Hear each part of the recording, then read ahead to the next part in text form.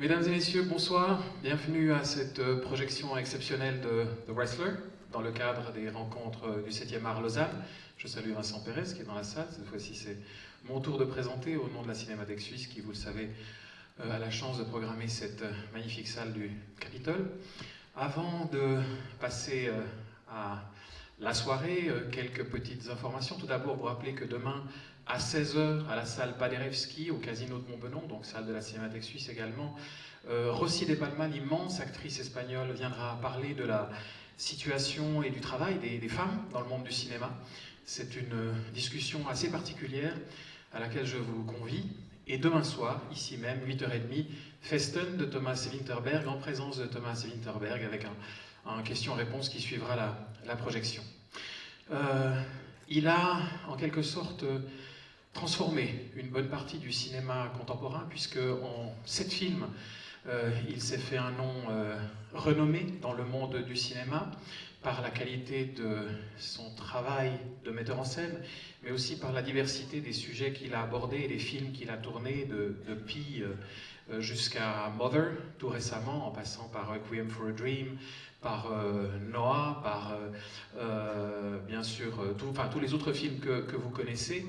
Mais ce soir, on va parler d'un film en particulier, un film qui lui a valu le Lion d'Or à Venise et qui a valu à Mickey Rourke, l'acteur principal, un Golden Globe, face à de très très grands acteurs qui étaient présents dans la salle ce soir-là. J'ai le plaisir d'accueillir sur la scène du Capitole Darren Aronofsky. Thank you. Et il est accompagné de Masume Laiji qui va traduire pour nous son anglais. Voilà, welcome, please. First of all, pardon, non, il faut que je parle français parce que comme ça elle va traduire.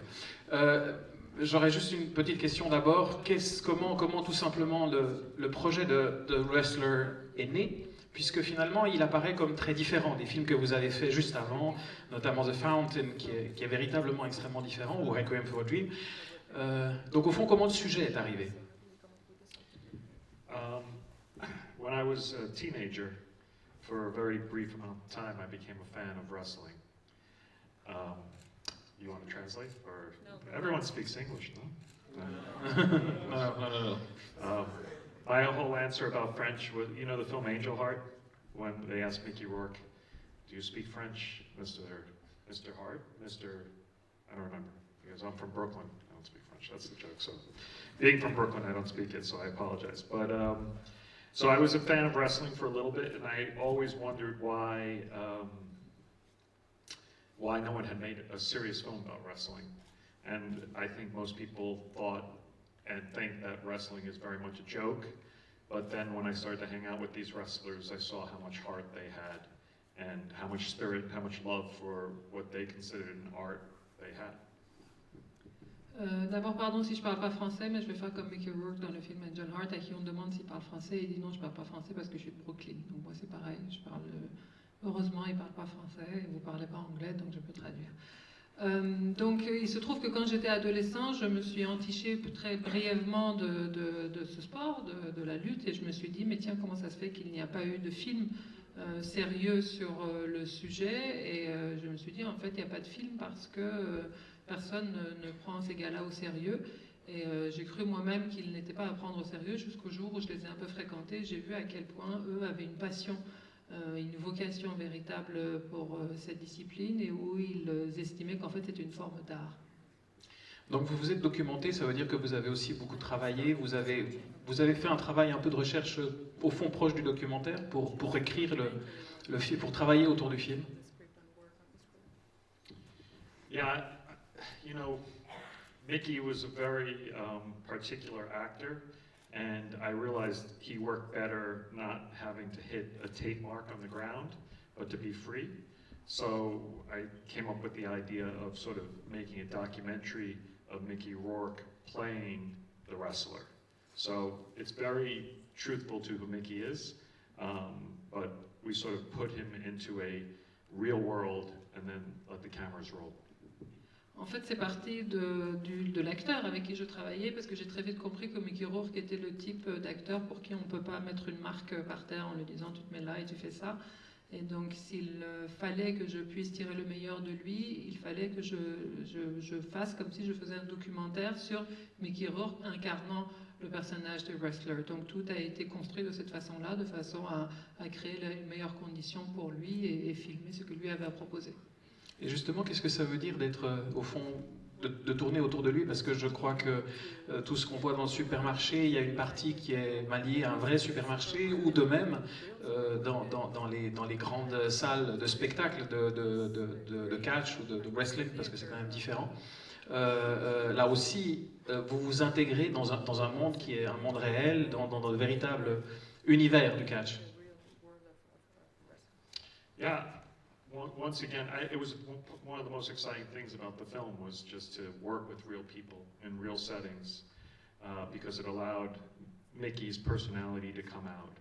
There's one scene, well, it's not in the movie, but there was one time we were shooting, and Mickey kept hiding from us, and there was a pretty woman who was an actress there, and he was sort of talking to her, and I kept saying, Mickey, open up to the camera, I can't see you. And we couldn't get it, and every time the camera came, he sort of moved away. And then I found out later he was asking her for her phone number. On camera. Et comme je le dis, en fait, vraiment, ce qu'il y avait de plus fascinant, de plus intéressant, c'était précisément le fait d'être avec des personnes réelles, dans des situations réelles, dans des décors réels. Et c'est ce qui faisait tout le charme de ce film et de ce tournage. En l'occurrence, il y a une fois où lui, il n'était pas à l'image, il était vraiment caché. Et ce qu'on voyait, c'était une très belle femme qui était une actrice du film. Et je me rendais compte qu'en fait, il se cachait, il se débrouillait toujours pour qu'on ne le voie pas. Et moi, je lui disais, bah, s'il te plaît, mets-toi de façon à ce qu'on te voit. Et plus on essayait de s'approcher de lui, et plus il se débrouillait pour nous éviter. Et à un moment, je me suis rendu compte qu'en fait, il se planquait parce qu'il était en train de demander en direct le numéro de téléphone de la fille. J'ai lu quelque part, je ne sais pas si c'est vrai, mais que, en fait, quelque chose qui vous a inspiré d'une façon ou d'une autre dans la manière de travailler et de mettre en scène le film, c'est des films de deux cinéastes belges, relativement connus, qui ont gagné quelques prix à Cannes, qui sont les frères Dardenne. Est-ce que c'est juste? Yeah, I'm a big fan of the Dardenne, they were definitely an influence on the movie. Oui, incontestablement. J'aime beaucoup les frères Dardenne et ils m'ont influencé pour ce film. Alors on ne va pas non plus dévoiler toute l'histoire, mais le film a remporté le Lion d'Or à Venise, ce qui est quand même une récompense importante. Et dans quelle mesure ça a au fond changé à la fois la carrière du film et votre manière aussi de vivre le cinéma et de travailler par la suite? I don't, you know, the awards are very arbitrary, and sometimes you're in the right place at the right time.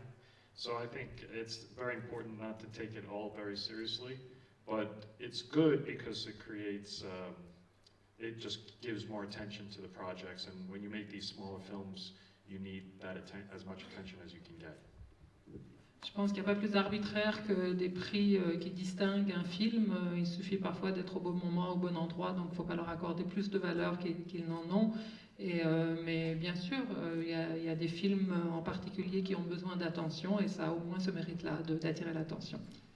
Et de l'autre côté, par rapport à Mickey Rourke, justement, a aussi marqué en quelque sorte son retour sur la scène. Le moment où il reçoit le Gold Globe aux États-Unis a été quelque chose, je crois, d'assez impressionnant pour lui. Vous étiez dans la salle d'ailleurs, on vous voit sur les vidéos. Qu'est-ce que ça a marqué pour sa carrière à lui et pour lui en tant qu'acteur? You know, I think when I met Mickey, the film was really hard to get made with Mickey. Most investors were like, normally when you attach an actor, it's worth a certain value. Internationally, it allows you to get the film made, and they were telling me that Mickey actually was a negative. And I spent a very long time trying to raise money, and the only money actually came from France, which was Wild Bunch, and they were the only ones that got Mickey and understood what we were trying to do. Every other company in the world didn't get it. In fact, Wild Bunch said, I will only give you the money if you keep Mickey. You know, that was the good taste of European investors understanding what we were trying to do.